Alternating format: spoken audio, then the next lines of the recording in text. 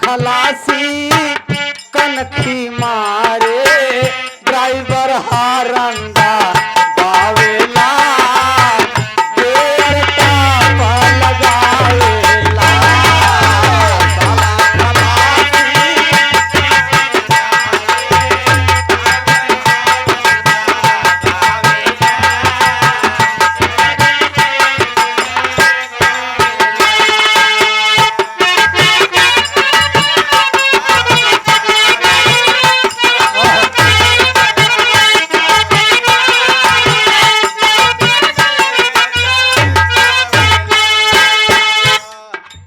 बड़ा बढ़िया एक बात बताएं रुचि जी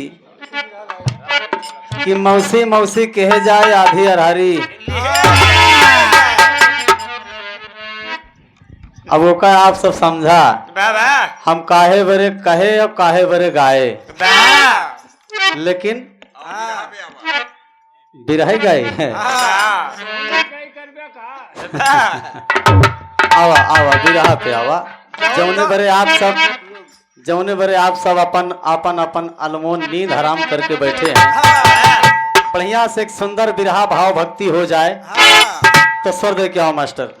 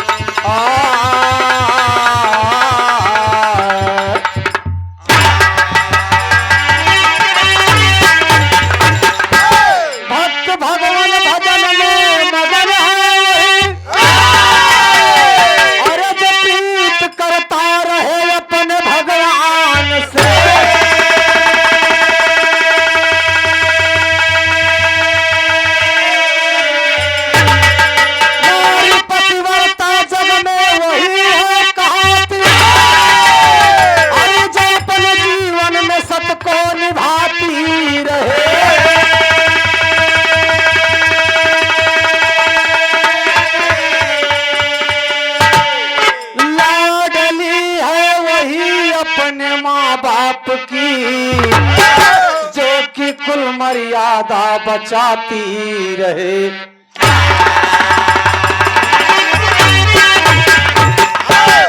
गौर कीजिएगा, बड़ी सुंदर पौराणिक देश दास्तान आप सबके सामने प्रस्तुत है। हर तरह की बात, सुनने लायक बात आप सबको मिलेगी। तो एक दिन की बात है, महाराजा शकुंत अपने दरबार में बैठे हैं बाबूजी, और मंत्री से कहे कि आज यार कुछ मामला रंगीन हो जाए, मौसम रंगीन करे का मन कहा। तो मंत्री जी समझ गए और ले आए कि एक बोतल पकड़ा दिए बाबूजी, नीली पीली, और साथ में एक ठे मेहरगो पकड़ाई दिए। शराब के साथ सबाब हो चाहिए, शराब के साथ अगर सबाब रहेगा तो और मजा आएगा। और ओका लई के दरिया के घाट पर चल दिए। तो कवि को तेना पड़ा भाव, फिर बेलवरिया लग गए मास्टर।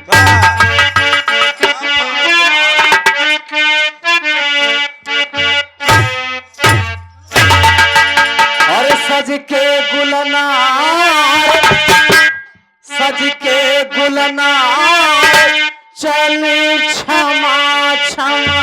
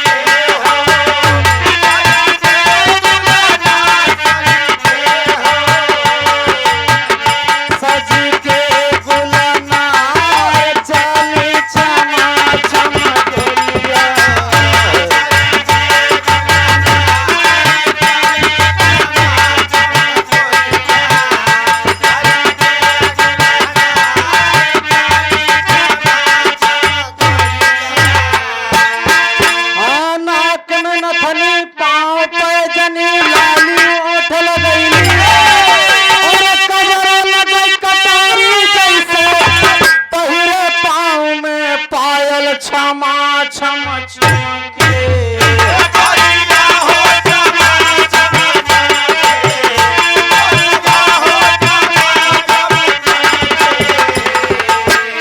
गोरिया तर गुलाब से गमके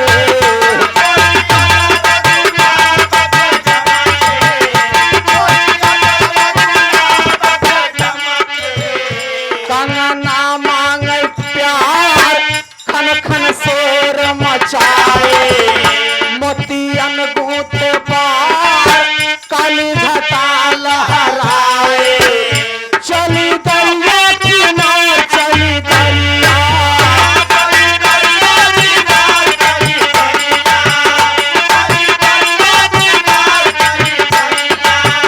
चली दरिया किनार चली गोरिया आई गलरिया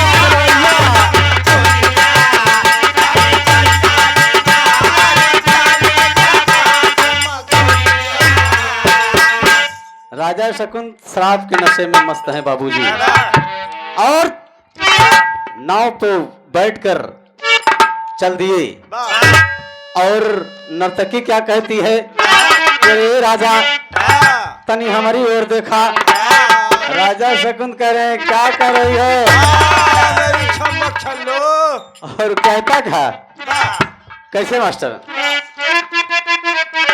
ओह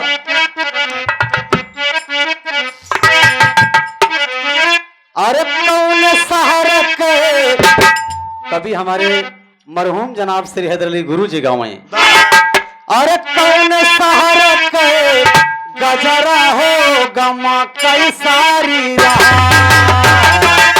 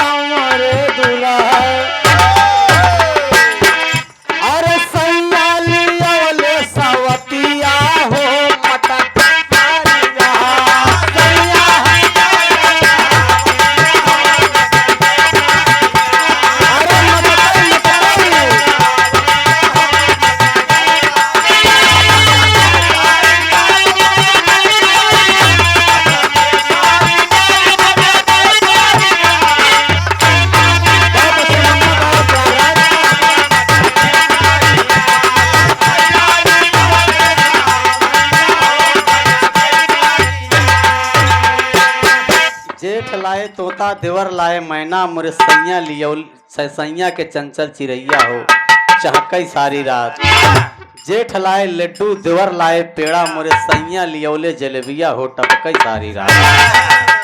तमाम गीत हैं बाबूजी, लेकिन अब आप गीत पर आइए, कहना क्या है।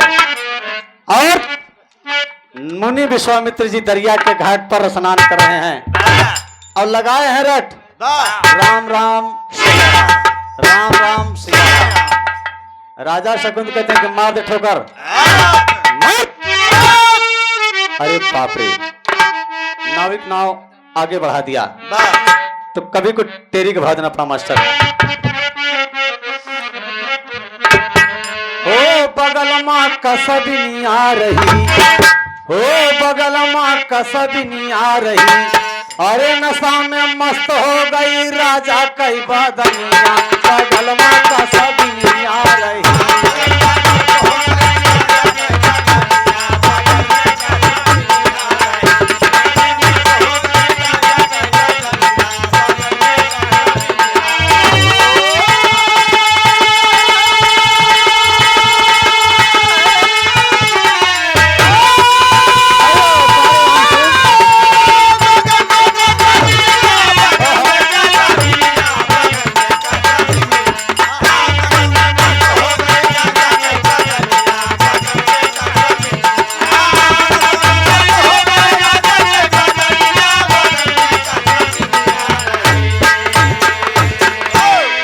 नशा में मस्त हो गई, राजा के बदनिया बगल में कसबनिया रही और मार दिए ठोकर बाबा जी गिर गए बाबूजी। और बाबा मुनि विश्वामित्र के दिल में बहुत ठेस लगी और कहते क्या है मास्टर, कहना है पूर्वी में,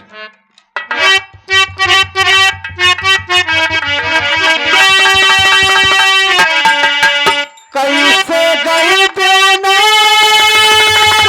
रे गुनाह,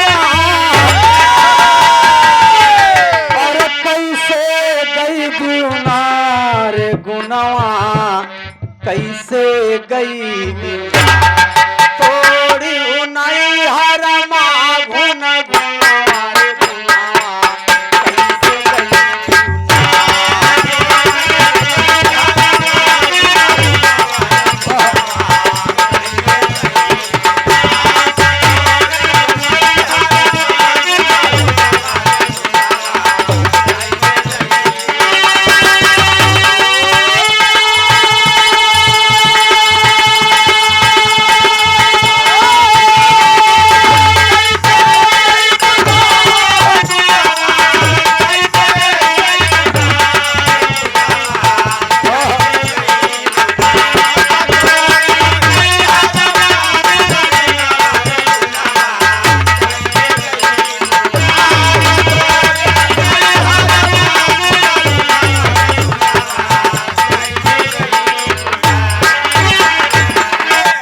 ओरिजिनल भाव है, लेकिन कहना क्या है, जरी जरी जाला, जरी जरी जाला रे मनवा, और जरी जरी जाला रे मनवा, जरी जरी जाला कठो कर लगल मुनि जी के तनावा रे मनवा, जरी जरी जाला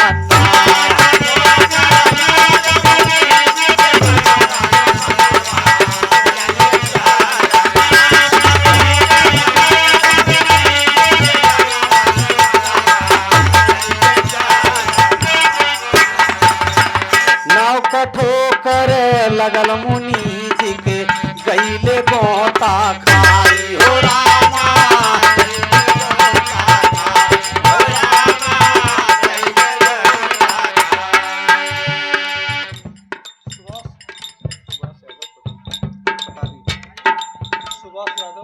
आप परम सम्माननीय परम श्रद्धेय श्री सुभाष यादव जी,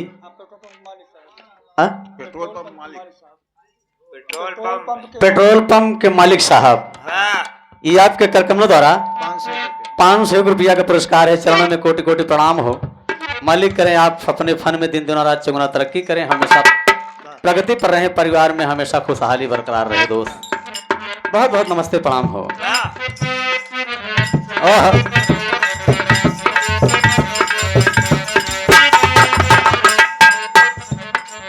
नाव ठोकर लगल मुनि जी के गईले गोता खाई हो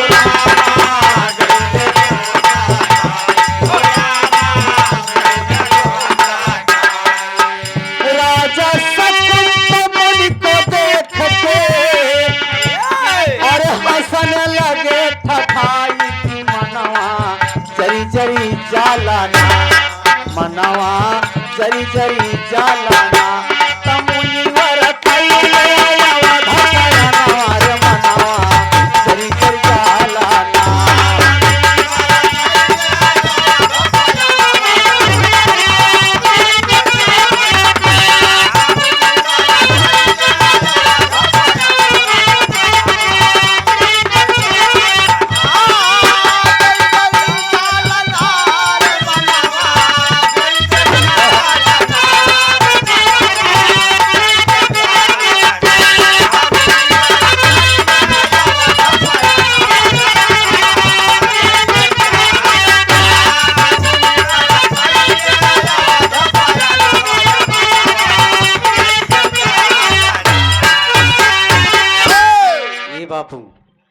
राजा शकुंत जी शराब के नशे में बोल पड़े कि मार दे ठोकर।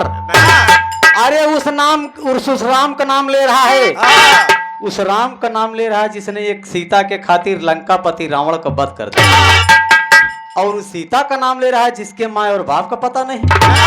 अरे बाप रे, शराब के नशे में राजा शकुन तो बोल गए, लेकिन मुनि विश्वामित्र के दिल में बहुत ठेस लगी बाबूजी, और आज बयान कर दिए अयोध्यापुरी में। तो कहना है, कहे हम तर्ज लगत है मास्टर।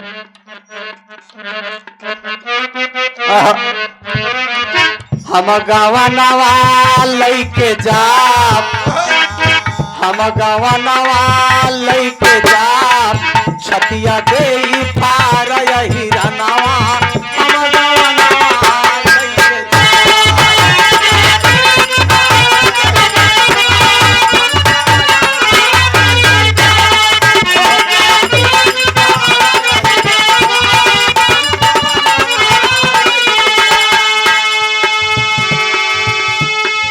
लेकिन मुनि विश्वामित्र जी के कहते हैं कि हम घुमनवा छरबैना,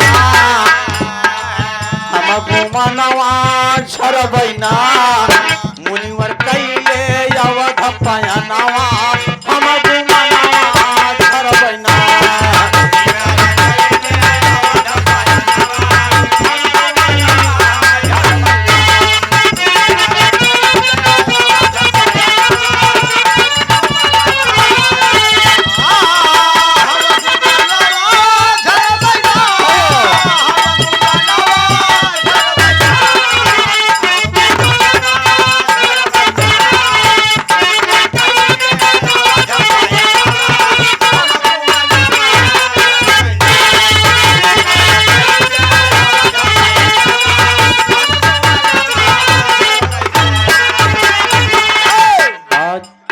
मुनि विश्वामित्र जी क्रोध में अयोध्यापुरी में आ गए और द्वारपालों ने जाकर के खबर दिया कि महाराज द्वार पर मुनि विश्वामित्र जी आए हैं।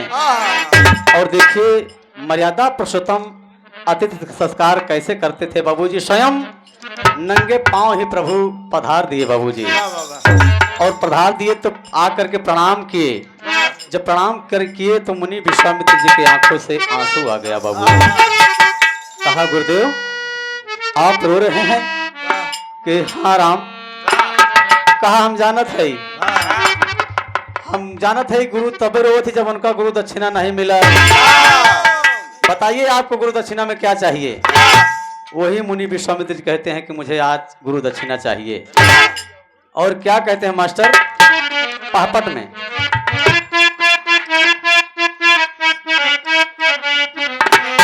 अरे बोल पड़े रामचंद्र सुखदानी मुनिवर ज्ञानिया, अरे बोल पड़े रामचंद्र सुखदानी मुनिवर ज्ञानिया, अतौने कारण बहाई नयन से पानी मुनिवर ज्ञानिया।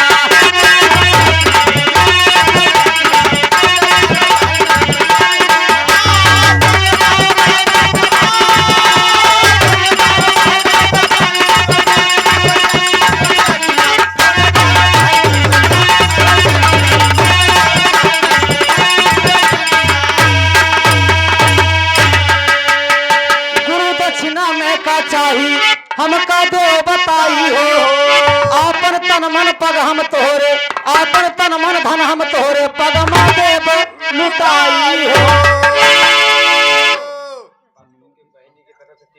दक्षिणा में का चाहिए हमका दो बताई हो, आपन तन मन धन हम तोहरे, पग मा देव लुटाई हो। और देव दक्षिणा चाहिए कवन निशानी मुनिवर ज्ञानिया, हमारे जीते आई कवन गिरानी मुनिवर ज्ञानिया।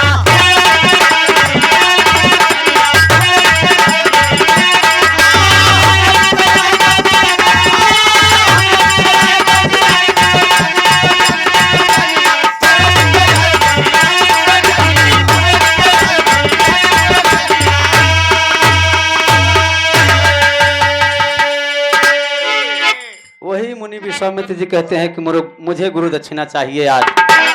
और क्या कहते हैं मास्टर विदेशिया में, कहे गुरु दक्षिणा में दई जा शकुंत के गरदना हो, पापी मोरा कैले आपा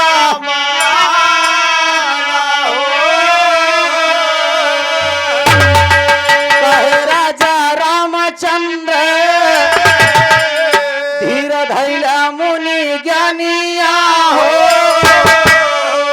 देव दक्षिणा हम श्री माँ।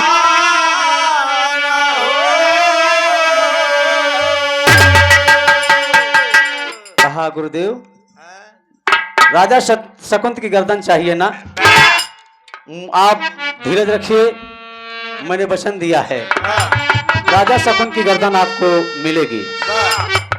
और इतने में न जाने कहां से घूमते घूमते वीणा करताल बजाते हुए नारायण नारायण नारायण करते हुए लोग नारद जी राजा शकुंत के दरबार में पहुंचे। कस राजा शकुंत का हाल हो? कहे महाराज सब ठीक बा। कहे तुम्हारा काल मरवा रहा है और तुम कह रहे हो कि सब ठीक है। कहे महाराज कैसे?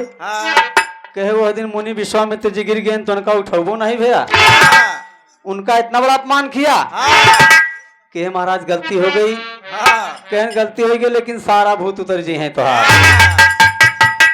कहे कि मर्यादा पुरुषोत्तम से गुरु दक्षिणा में आपकी गर्दन मांग लिए हैं। कहे महाराज आपके पास कोई उपाय जरूर होगा, आप बता दा। कहे सैकड़ों शंकर मिलकर अगर आपकी जान की रक्षा करना चाहेंगे तो भगवान मर्यादा पुरुषोत्तम से कोई नहीं बचा पाएगा। कहा नहीं महाराज आपके पास कोई उपाय जरूर होगा। कहा थी एक तर्ज लगत है, बनारस से निकला एक इलाहाबाद में डुप्लीकेट हो गया। कैसे? गोरी छम छम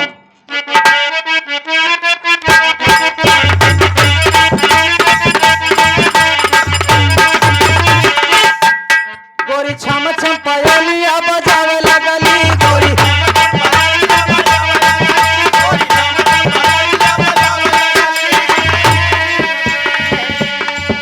लेकिन राजा शकुंत से नारद जी क्या कहते हैं? राजा शकुंत नारद जी से क्या कहते हैं कि आज हमारा परानवा बचाला बाबा जी। आज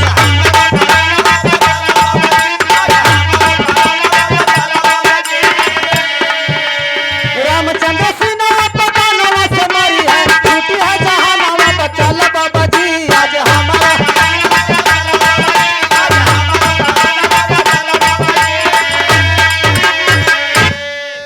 कहा अगर आप अपनी जान की रक्षा चाहते हैं तो जाओ मां अंजनी के पास, वहीं पर आपकी जान बच सकती है, अन्यथा भगवान राम से कोई नहीं बचा पाएगा। तो राजा शकुंत सोचे कि वो आन्हर मनई, अरे वो हमारे जान का रक्षा का करी है। कहा जाओ मां अंजनी के पास, वहीं पर आपकी जान बच सकती है, अन्यथा भगवान राम से कोई नहीं बचा पाएगा। और आज राजा शकुंत मां अंजनी के पास बयान कर दिए बाबूजी, और आए प्रणाम किए और कहा कि हाँ बजरंगी, कहे से कि कहता हूँ अगर लड़ाई उड़ाई जाए कर है तो हनुमान जी अपने मां अंजनी के पास जरूर मिलने के लिए आते हैं। कहे बजरंगी, कहे नहीं माई हम बजरंगी ना है। कहे तो कौन हो तुम, बोलते नहीं हो। तब क्या कहते हैं कि तर्ज लगा था मास्टर, दादा पंधारी अपने जमाना में गवाए बाबू, अब तो क्यों दादा पंधारी न हुई, न तो दादा राम कैलाश हुई, न तो लहरी महाराज हुई ही। ये सब अपने अपने जमाने के बड़े माहिर कलाकार थे और इंसान के रूप में देवता हुए थे बाबूजी। जैसा कि अभी ने रुचि ने बताया कि यही धरतिया पर देवता वास करता है, यही शरीरिया माँ और यही शरीरिया माँ तो भैया हो सब अपन अपन खोजा जे जहां से पाए तहां से जैसे अपन बताए। लेकिन अब क्यों न होई बाबू, लेकिन कैसे गाँव है मास्टर कि बनवारी हो बनवारी,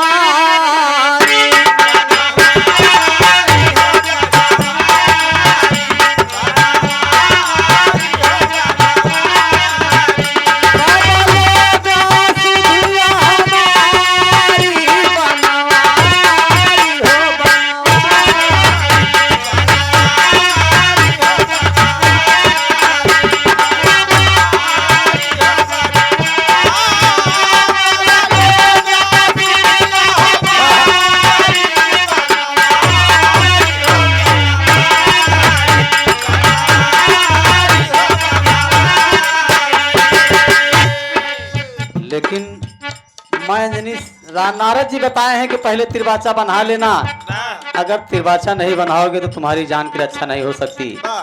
राजा शकुन कहते हैं कि माँ मैं जरूर बताऊंगा किस लिए आया हूँ, लेकिन सबसे पहले आप मुझे तिरबाचा दीजिए। क्या आप मेरी बात मानेंगी?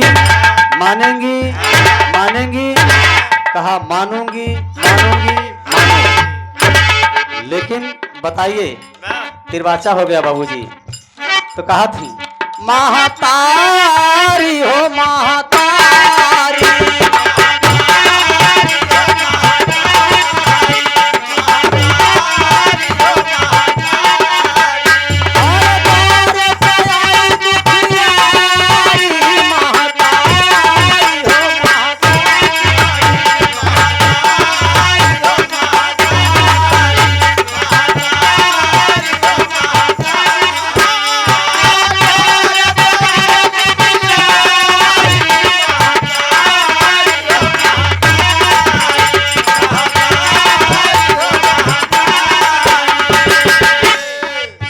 मरी है रामचंद्रबान, निकली हमारा परान, गौबई है विपतिया भारी, महतारी ये महतारी। अरे माई मुझसे बहुत बड़ी त्रुटि हो गई। दरिया के घाट पर मुनि विश्वामित्र जी, अरे वाह भैया, जिनके देखरेख में यह कार्यक्रम चल रहा है, हमारे हृदय के गार्जियन आप परम सम्मानीय परम श्रद्धेय श्री इंदल यादव जी, ये आपके कार्यक्रमों द्वारा 101 रुपया का पुरस्कार है। बड़े भैया के चरणों में प्रणाम हो, आशीर्वाद प्रतीक्षा है। एक ही स्वर में जनता जनार्दन को नमन हो, बहुत बहुत नमस्ते प्रणाम हो, हमेशा परिवार में तरक्की हो। पेट्रोल टंकी वाले मालिक का कहना बा कि वीर रस हाँ हो जाए, अब जौन फनाए ही एक पूरा हो जाए, उधर से सुन ले फिर इधर से भी रस हो। तो बाबूजी बस 2-4 मिनट की बात और है, उसके बाद आप सब रुचि से बढ़िया बिरहा सुंदर सुनेंगे। लेकिन कहा मरी है रामचंद्रबान, निकली हमारा परान, गौबई है विपतिया भारी, महतारी ये महतारी। मुनि विश्वामित्र जी दरिया के घाट पर स्नान कर रहे थे, मेरे नाव की ठोकर लग गई और बस क्रोध में जाकर के गुरु दक्षिणा के रूप में मर्यादा पुरुषोत्तम से मेरी गर्दन मांग लिए हैं। माँ मैं अपनी जान की रक्षा के लिए आपके पास आया हूँ। माँ अंजनी कहती है कि तुमने बहुत बड़ी गलती कर दिया है, लेकिन जाओ बगल बैठ जाओ, जाओ बगल बैठ जाओ। मैंने वचन दिया है जरूर तुम्हारी मदद होगी। और मर्यादा पुरुषोत्तम अपने हनुमान से कहते हैं कि बजरंगी जाओ अपनी माता से मिलके आओ। लल्लू यादव नेवरा की धरती से कंपोजिट ठेका वाले। अरे वाह भैया, आप परम सम्मानीय परम श्रद्धेय माननीय श्री आप लल्लू यादव जी, ग्राम नेवरा के पवित्र पावन धरती से कंपोजिट ठेका वाले भैया जी की तरफ से 501 रुपया का पुरस्कार है। हमेशा परिवार तरक्की पर रहे। मालिक रे अगर एक ही हो तो 2-2 हो जाए, कहे बरे की आजकल ही में ज्यादा बिक्री बा। वाह भैया, बहुत अच्छी बात है। हमेशा परिवार तरक्की पर रहे। बहुत बहुत नमस्ते प्रणाम हो। और कहे कि जाओ अपनी माँ से मिलकर आओ। और माँ बजरंगी आए तो क्या कहते हैं, तो माते अंजनी के पग में बजरंगी का प्रणाम,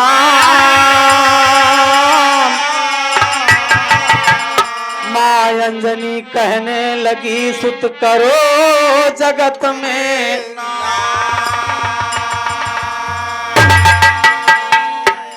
कहे माँ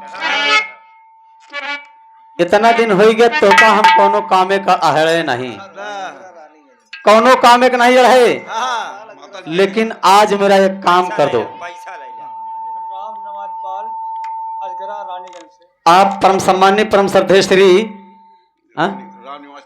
राम निवास पाल जी अजगरा रानीगंज के धरती से 101 रुपया का पुरस्कार है। बहुत बहुत नमस्ते प्रणाम हो। एक ही समय जनता जनार्दन को नमन है। और अंजनी जी क्या कहते हैं, तर्ज लगा था मास्टर, आरजू है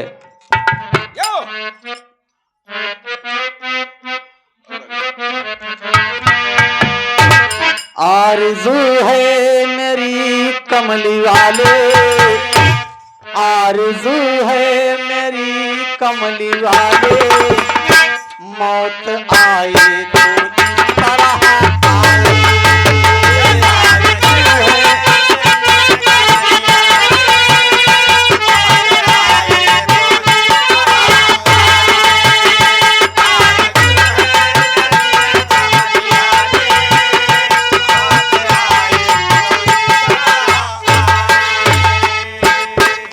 आरज़ू है मेरी कमली वाले, मौत आए तो इस तरह आए,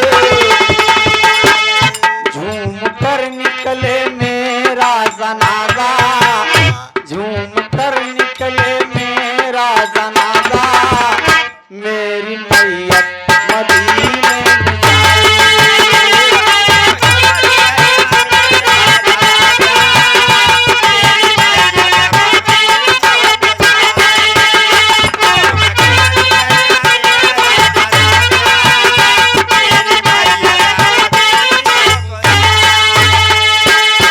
आप परम सम्मानीय परम श्रद्धेय माननीय श्री आप श्रवण कुमार पाल जी, दुमान के दफ्तर ग्राम सणवा दुबान के पवित्र पावन धरती से 501 रुपया का पुरस्कार है। चरणों में कोटि कोटि प्रणाम हो, आशीर्वाद प्रतीक्षा है।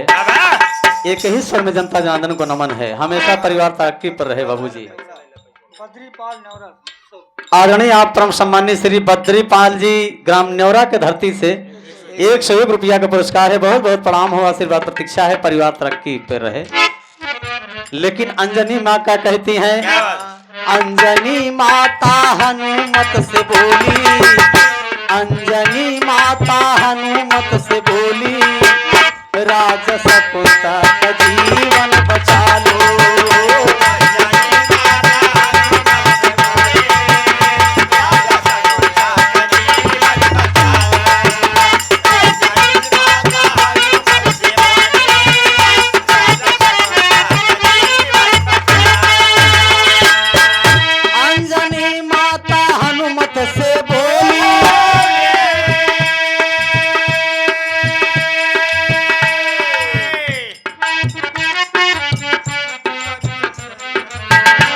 अंजनी माता हनुमत से बोली, राजा शकुंतला का जीवन बचा लो। लाल मेरा यही काम कर दो, लाल मेरा यही काम कर दो, अपनी माता का दामन बचा लो। लाल मेरा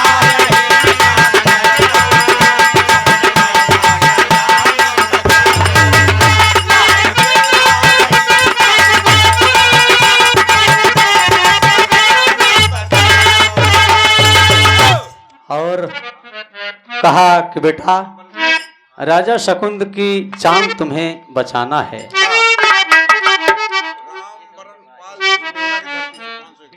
आप परम सम्मानीय परम श्रद्धेय माननीय श्री आप हमारे आप आदरणीय राम बरन पाल जी ग्राम न्योरा के पवित्र पावन धरती से 501 रुपया का पुरस्कार है। बहुत बहुत प्रणाम हो, आशीर्वाद दें कि हम बच्चे अपने कला के क्षेत्र में कामयाब रहें। कहा माँ अरे हमों का हेरत है, अब वहीं पाई तो मार डाई, अब मार के बताया भगवान राम से बताए दी कि तुहार विरोधी मारे आवत है। कहा बस हनुमान हट जाओ मेरे सामने से। कहा माई अरे भगवान राम की बात है। कहा वही भगवान राम एक सौतेली माई के कहे पर 14 बरस वनवास बिताए थे। हम तुहार सगी महतारी यही, तो हमारे लिए इतना सा काम नहीं कर सकते। और आज मां अंजनी मूड फेंकार के छाती पीट पीट करके रोने लगी। मास्टर कहना है हाँ हाँ अरे राम माई का अपने, अरे राम माई का अपने बेटवा कैला पमनवा माई का अपने।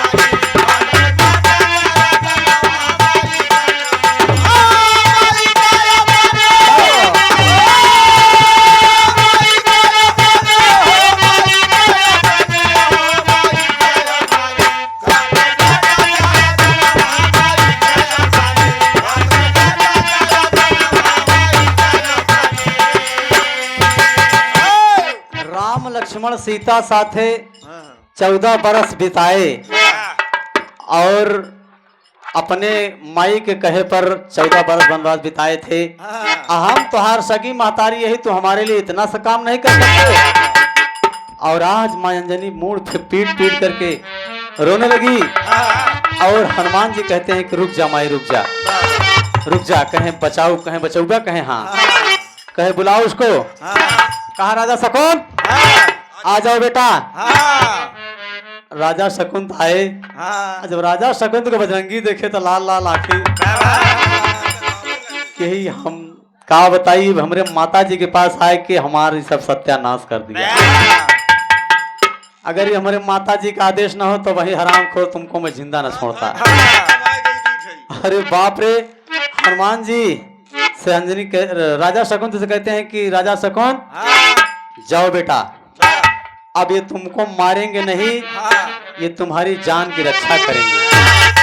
कहे माई इनका हमारे इनके ऊपर हमका भरोसा नहीं बा बड़े पही तो मारी नहीं। कहूँ रास्ता बिरस्ता हमका ठीक कह दे। कहे जाओ बेटा, याद रखो अगर ये तुमको मार देंगे ना तो हम नहीं रहेंगे, हम इस दुनिया से मर जाएंगे।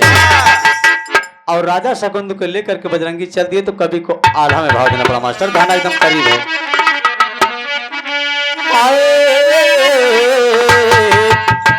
कि हनुमत के साथ भूपा कैले पयनवा भैया, हनुमत के साथ भूपा कैले पयनवा भैया, हनुमत के साथ भूपा कैले पयनवा भैया। और खेतवा में पहुँच गइले जा।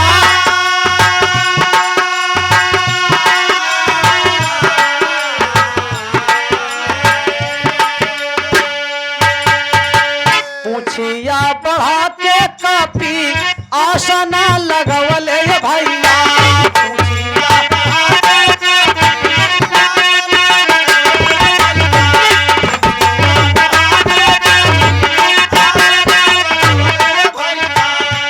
आप परम सम्मानीय परम श्रद्धेय श्री मनोज यादव जी ग्राम नेवरा के धरती से 101 रुपया का पुरस्कार है। बहुत बहुत नमस्ते प्रणाम हो। राम राम सीता राम करे से मिलनवा भैया,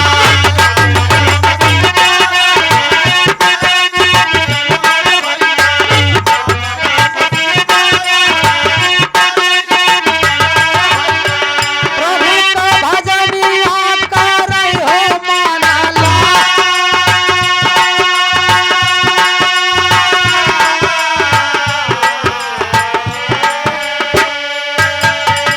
रण क्षेत्र में बजरंगी आ गए और अपनी पूंछ को बढ़ाना शुरू कर दिए। बाबूजी एकदम आधे ऊंचाई पर जाकर बैठते हैं, करीब आधे आसमान पर जाकर बैठते हैं और नीचे राजा शकुंत को बैठा दिए। और हर राजा